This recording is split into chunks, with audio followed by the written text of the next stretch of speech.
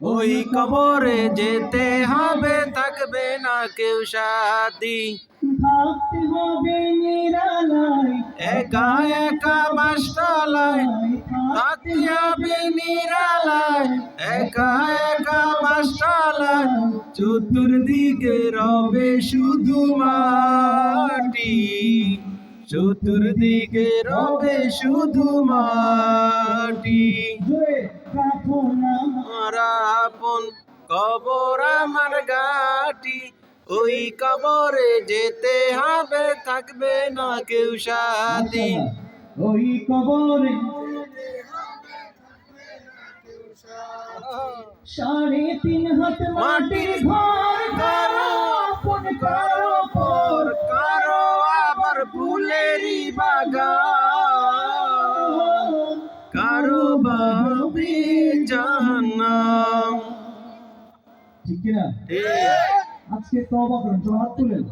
আজকে থেকে ইনশাআল্লাহ আমরা গুনাহ ছেড়ে দেব ইনশাআল্লাহ। ইনশাআল্লাহ। সকলে বলে আমিন। আমিন। বাংলাদেশে এত পরিমাণ ভূমিকম্প হওয়ার কারণ কি জানেন? আমরা অনেক বেশি পরকীয়া, গুনাহ এবং গুনাহের জর্জরিত। কথা ঠিক কিনা? আল্লাহ কবুল করো, সবাই বলে আমিন। কঠিন হবে সেদিন তোমার না থাকিলে নেকি, ওই কবরে, থাকবে না কেউ সাথী, ওই কবরে থাকবে না কেউ সাথী। জান্নাতীর আসিবে, সুয়াল জবাব করিবে, না পারিলে সুয়ালের জবাব। শুরু হবে কবরের আযাব। আল্লাহু আকবার। আমল নামা সেদিন তোমার হবে ঘরের বাতি, নামাজ রোজা সেদিন তোমার হবে ঘরের বাতি। ওই কবরে যেতে হবে, থাকবে না কেউ সাথী, ওই কবরে থাকবে না কেউ থাকতে সাথী। হবে নিরালায়, একা একা বাসতলায়, থাক নিরালায়, একা একা বাসতলায়।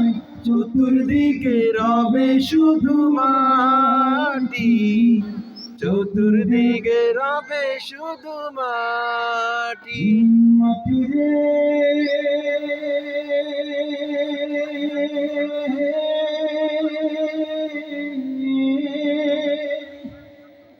ও মাটিরে,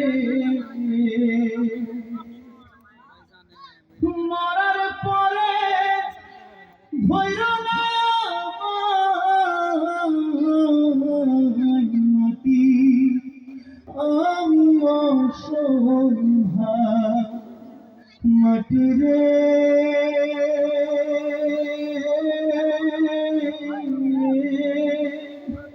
ও মাটিরে,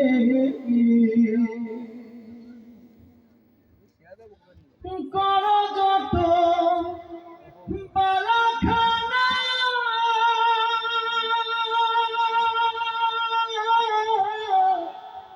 এই মাটি হবে বিছানা রে।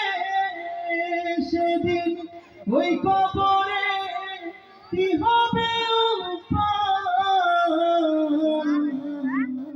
মাটি আমি অসহায় মাটিরে।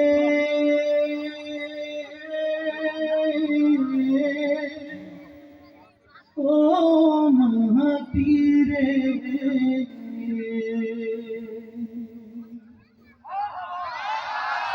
একটু আপনাদের জন্য বলেন না মারহাবা। মারহাবা।